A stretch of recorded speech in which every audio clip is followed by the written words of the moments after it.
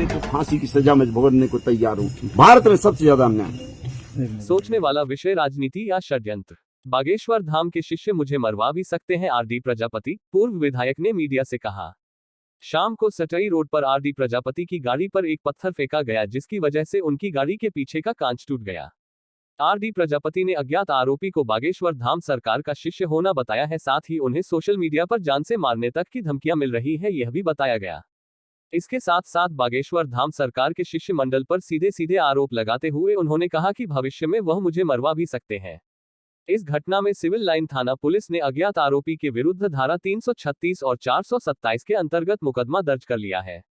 वहीं चंदला के पूर्व विधायक आरडी प्रजापति पर भी ये अटकलें लग रही है कि राजनीतिक माहौल को अपने पक्ष में बनाए रखने के लिए ये बयानबाजी की जा रही है, क्योंकि 3 अक्टूबर 2022 को ओबीसी महासभा संगठन के मंच से आरडी प्रजापति ने बागेश्वर धाम के विरुद्ध काफी बयान दिए थे और उसके बाद प्रजापति के विरोध में जगह जगह कानूनी कार्यवाही के लिए ज्ञापन दिए जा रहे हैं।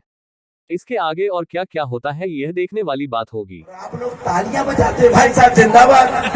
वो गोबर गणेश को तालियां बजाते हो, शर्म लगना चाहिए, शर्म लगना चाहिए। कोई विरोध नहीं किया, आरडी प्रजापति ठेका लिखा है क्या जिंदगी भर तुम्हारी गोरवारी करने की। जब ये विमान की औलाद हो, अगर दोगला की औलाद हो तो फिर दोगला को बनाओगे, हमको नहीं बनाओगे।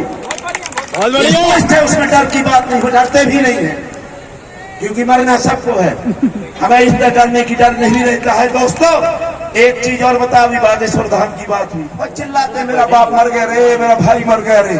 और नाग पंचमी के दिन उसी साथ को एक एक कटोरा दूध लेके जाते हो,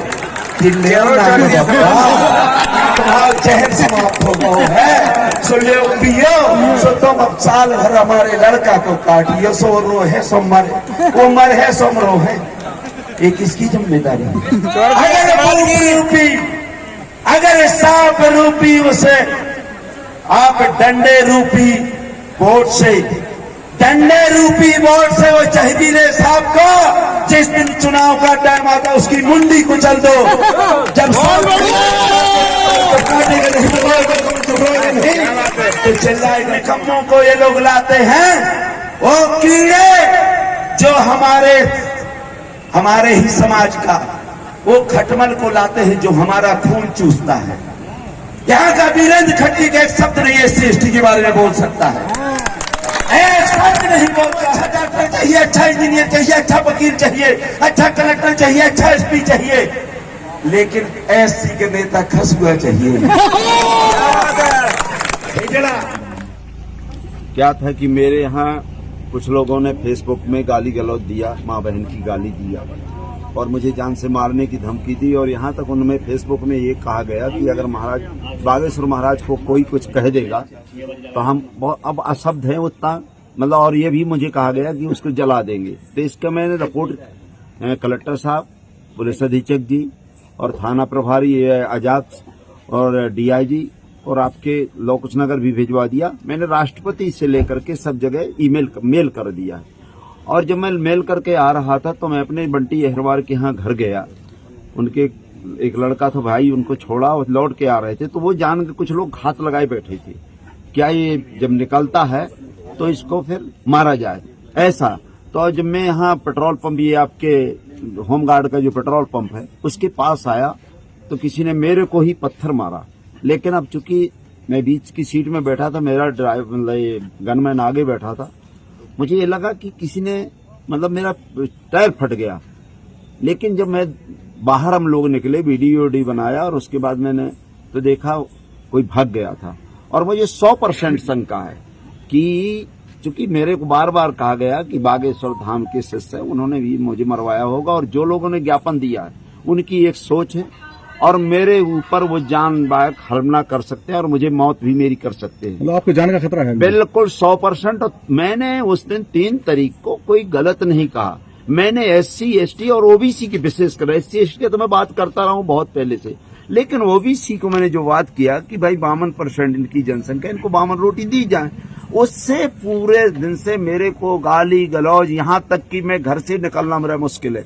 लेकिन चूंकि मेरा PA रहता है निश्चय बंटी, इसके मैं घर गया कि बेटा ये लिख दो रिपोर्ट, कल कुछ हो ही हो सकता है, मेरा मर्डर भी हो सकता है। और जो ही हम वहां से आए तो घात लगाए बैठे थे और मेरे यह तो बच गया मैं कि मेरे नहीं लगा। अगर मेरे ऊपर कहीं लग गया होता तो मेरी आंख कान फूट गया होता।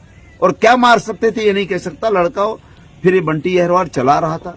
इसलिए मैं निवेदन करना चाहता हूं कि परम पूज्य बागेश्वर धाम के अनुयायियों और बागेश्वर धाम से भी निवेदन करना चाहता हूं, क्योंकि मैं भी शक्तिपुत्र, क्योंकि जो आपके व्यवहारी वाले महाराज हैं, जब मैं वहां सर्विस करता था उनका मैं भी शिष्य हूं। मैं ब्राह्मण से आज तक मुझे पूरे ब्राह्मण ठाकुर एक भी मेरा विरोधी नहीं, छतरपुर जिले में नहीं विरोधी, पूरे मध्य प्रदेश में कोई विरोध नहीं। लेकिन इतना इन लोगों ने जहर बोया है बागेश्वर धाम में कि इन लोग कभी मेरी हत्या कर सकते हैं और पूरी जिम्मेदारी इनकी रहेगी। किसकी? ये जो इनके अनुयायी हैं और जो लोग ये ज्ञापन देते हैं, गाली गलौज देते हैं, मेरे घर में माँ बहनों की गाली देते हैं। मेरे यहाँ कल आपके लवकुश नगर में मेरे घर से ही इनका जुलूस चला है गाली गलौज देती हुई। क्या है ये? मतलब अगर हम अपनी बात रख रहे हैं तो आज ये हमारी बात रखना नहीं, मतलब बात भी नहीं रख सकते अपनी। मतलब अगर मैं बैकवर्ड की बात कर रहा हूं तो मैं आप ये तो सबको ही कर रहा है ना। हम अपना अधिकार मांग रहे हैं और मैं ये कह रहा हूं मेरी मृत्यु भी हो जाए, मैं मरते दम तक SC ST पिछड़े के लिए, और जब तक 52% को नहीं मिलता है हमारी मौत भी हो जाए, मैं 24 घंटा कहूंगा। आपने किस तरह की शिकायत की आज थाने में? मैंने थाने में ये कहा है कि भैया मुझे तो आगे मतलब बागेश्वर धाम के लोगों ने मुझे मारने की कोशिश की है, उन्हीं के शिष्य हो सकते हैं। FIR कर दिया? FIR हो गई है, FIR की कॉपी मेरे पास है। और मैंने कहा अगर नहीं करते हो तो मैं यही अनिश्चितकालीन, मतलब चूंकि ये यहाँ के लोग देखिए इनकी गलती नहीं, और ये लोग सही टाइम में पहुंच गए थे, मतलब हमारे TI की गलती नहीं। लेकिन यहाँ मैं शासन से कहना चाहता हूँ कि यहाँ खूनी क्रांति मत कहलाओ, दंगा मत फैलवाओ। ये शांत क्षेत्र है, इससे अच्छा शांत क्षेत्र नहीं है यहाँ। लेकिन भारत का सबसे पिछड़ा क्षेत्र है और यहाँ जितना अन्याय होता है SC ST के साथ, OBC के पास, मैं कह रहा हूँ पूरे भारत में नहीं होगा।